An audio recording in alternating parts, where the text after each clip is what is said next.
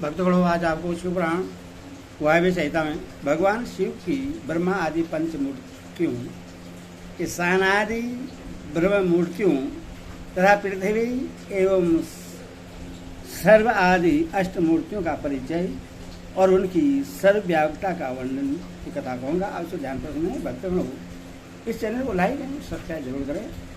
आप भगवान आपका आपके परिवार का कल्याण करेंगे। कथा सुनिए। ओम जी कहते हैं, श्री कृष्ण परमेश्वर महेश्वर परमात्मा शिव की मूर्तियों से यह संपूर्ण चराचर जगत किस प्रकार व्याप्त है, यह सुनो। ब्रह्मा विष्णु रुद्र महेशान तथा सदाशिव, ये उन परमेश्वर की 5 मूर्तियां जाननी चाहिए जिनसे यह संपूर्ण विस्तार को प्राप्त हुआ है। इनके सिवा और भी उनके 5 शरीर हैं जिन्हें पंच ब्रह्मा मंत्र कहते हैं। इस जगत में कोई भी ऐसी वस्तु नहीं है जो उन मूर्तियों से व्याप्त न हो। ईशान, पुरुष, अघोर, वामदेव और सगोजा, ये महादेव जी की विख्यात 5 ब्रह्मा मूर्तियां हैं। उनमें जो ईशान नामक उनकी आदि श्रेष्ठ मूर्ति है, वह प्रकृति के साक्षात भोक्ता क्षेत्रज्ञ को व्याप्त करके स्थित है। मूर्तिमान प्रभु शिव की जो तत्पुरुष नामक मूर्ति है, वह गुणों के आश्रय रूप भोग्य अव्यक्त प्रकृति में अधिष्ठित है। पिनाक पाणी महेश्वर की जो अत्यंत पूजित अघोर नामक मूर्ति है, वह धर्म आदि 8 अंगों से युक्त बुद्धि तत्व को अपना अधिष्ठान बनाती है। विधाता महादेव की वामदेव नामक मूर्ति को आगम वेदा विद्वान अहंकार की अधिष्ठात्री बताते हैं। बुद्धिमान पुरुष अमित तेजस्वी शिव की सगोजात नामक मूर्ति को मन की अधिष्ठात्री कहते हैं। विद्वान पुरुष भगवान शिव की ईशान नामक मूर्ति को षडेंद्री वाणी शब्द और व्यापक आकाश तत्व की स्वामिनी मानते हैं।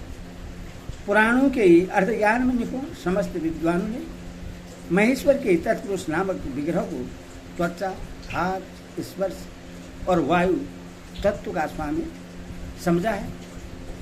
मनीषी मुनि शिव की अघोर नामक मूर्ति को नेत्र, पैर, रूप और अग्नि तत्व की अधिष्ठात्री बताते हैं। भगवान शिव के चरणों में अनुराग रखने वाले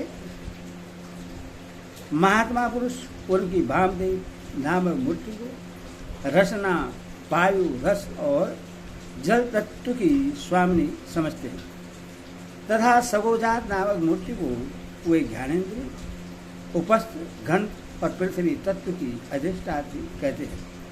महादेव जी की ये 5 मूर्तियां कल्याण के एकमात्र हेतु हैं।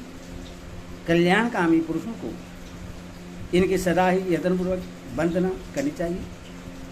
उन देवाधिदेव महादेव जी की जो 8 मूर्तियां हैं, तत्व स्वरूप ही यह जगत है। उन 8 मूर्तियों में यह विश्व उसी प्रकार ओतप्रोत भाव से स्थित है जैसे सूत में मन के पिरोए होते हैं। सर्व, भव, रुद्र, उग्र, भीम, पशुपति, ईशान तथा महादेव, ये शिव के विख्यात 8 मूर्तियां हैं। महेश्वर की इन सर्व आदि 8 मूर्तियों से कर्मशः भूमि, जल, अग्नि, वायु, क्षेत्रज्ञ, सूर्य और चंद्रमा अधिष्ठित होते हैं। उनकी पृथ्वीमयी मूर्ति संपूर्ण चराचर जगत को धारण करती है। उसकी अधिष्ठाता का नाम सर्व है, इसीलिए वह शिव की सार्वी मूर्ति कहलाती है। यही शास्त्र का निर्णय है। उनकी जलमयी मूर्ति समस्त जगत के लिए जीवनदायिनी है। जल परमात्मा भव की मूर्ति है, इसीलिए उससे भावी कहते हैं। शिव की तेजोमयी शुभ मूर्ति विश्व के बाहर भीतर व्याप्त होकर स्थित है, उस घोर रूपेणी मूर्ति का नाम रुद्र है। इसीलिए वह रुद्री कहलाती है। भगवान शिव वायु रूप से स्वयं गतिशील होते हैं और इस जगत को गतिशील बनाते हैं, साथ ही वे इसका भरण पोषण भी करते हैं। वायु भगवान उग्र की मूर्ति है, इसीलिए साधु पुरुष इससे ओगरी कहते हैं।